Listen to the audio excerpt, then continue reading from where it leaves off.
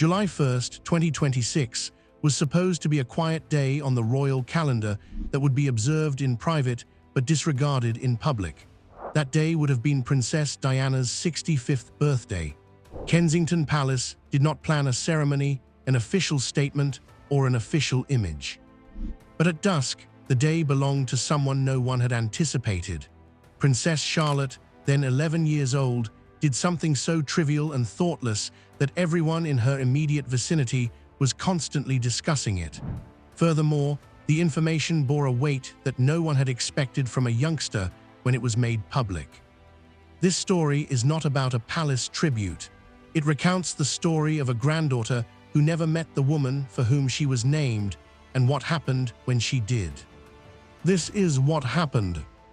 This is more than just a loving family moment hidden from the cameras. It addresses an issue that the monarchy has been dealing with for nearly 30 years. Who has the power to decide how Diana is remembered and when it starts to be felt instead of controlled? For the majority of her life, Charlotte has known Diana as a name, a portrait, and a carefully told story by adults. What happened on this birthday changed that, and it changed in a way the palace could not have predicted or anticipated. Charlotte discreetly wore a pearl bracelet in commemoration of her grandmother as a small tribute that had taken place weeks earlier, which helps to explain why this event had such a profound impact on so many individuals.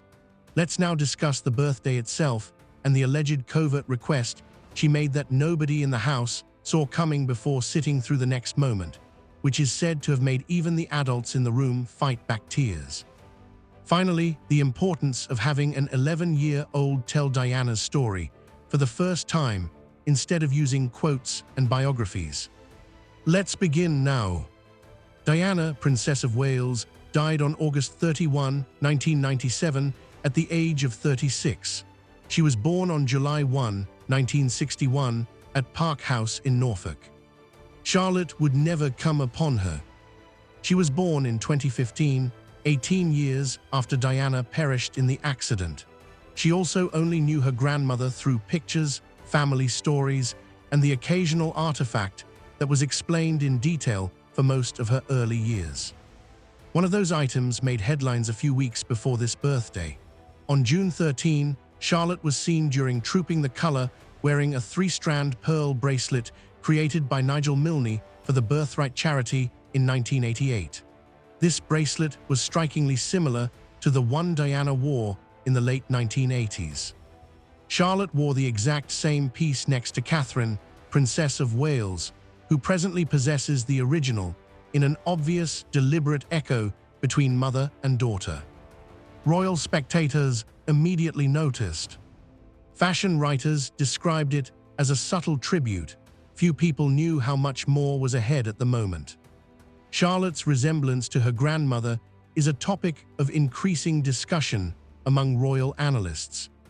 Ingrid Seward, editor of Majesty magazine, has noted that in addition to having Diana's name, Charlotte shares some of her grandmother's warmth, direct eye contact, and ease with strangers, qualities that made Diana so beloved.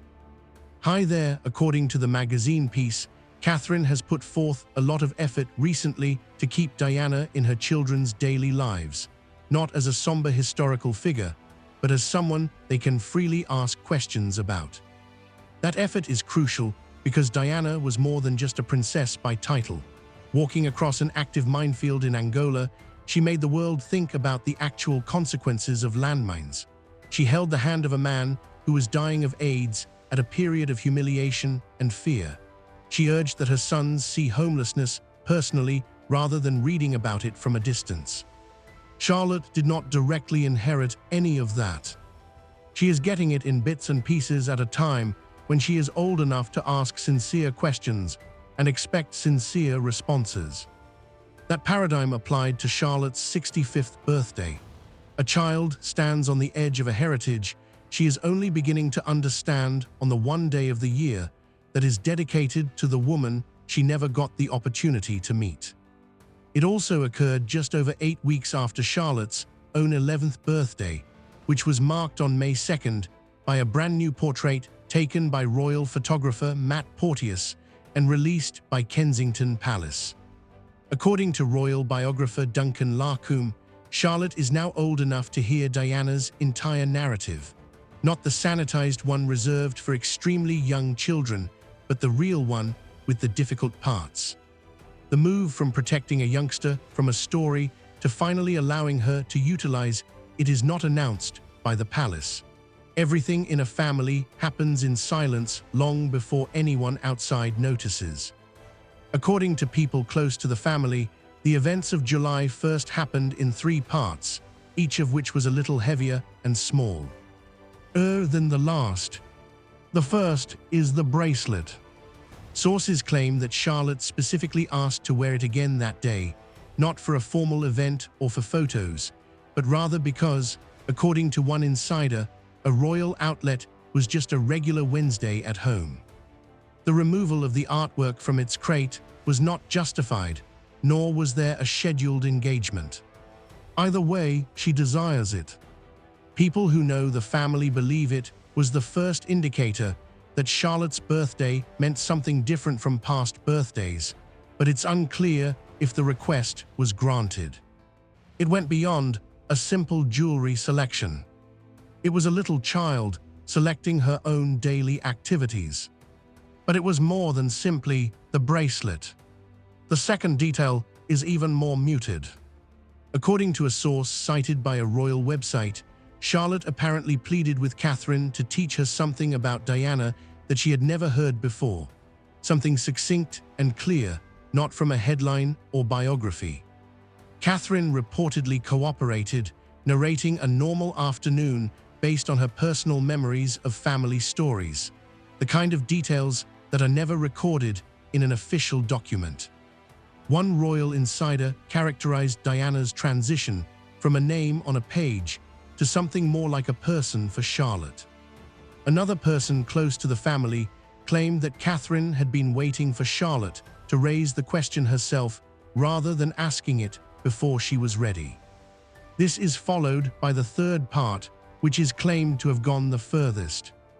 After hearing the full story of Diana's small, private habit of pressing flowers between the pages of her books, Charlotte supposedly asked if she might do it herself with flowers from the garden that afternoon.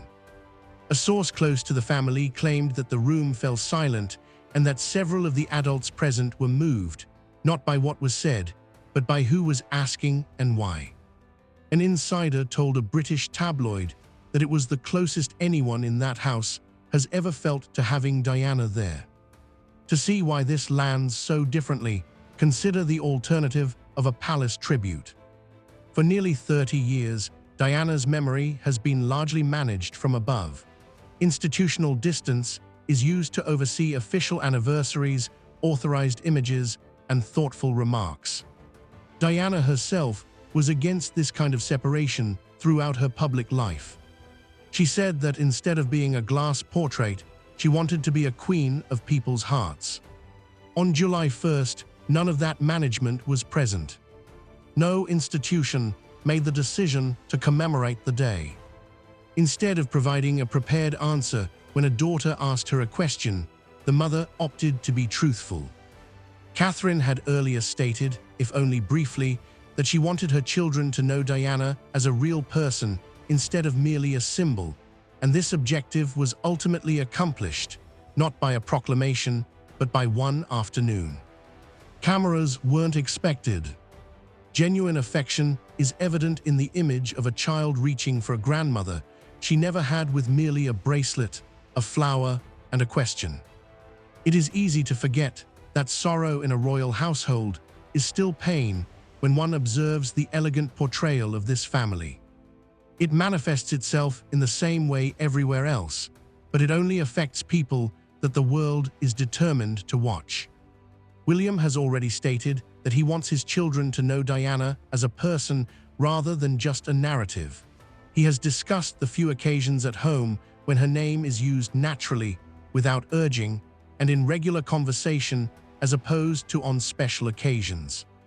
What happened on July 1st seems to be the strongest evidence to date that this tactic has acquired popularity, not because a parent announced it, but rather because a child implemented it entirely on her own terms.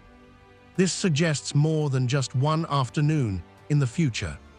For years, Diana's legacy has been controlled by organizations, biographers, and a public that never stopped asking questions about her. That is gradually evolving.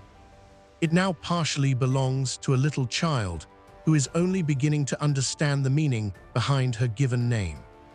Diana never made it to 65. She never saw the grandchild who presses flowers the way she used to, asks questions that no biography can answer, and wears her jewelry without being asked.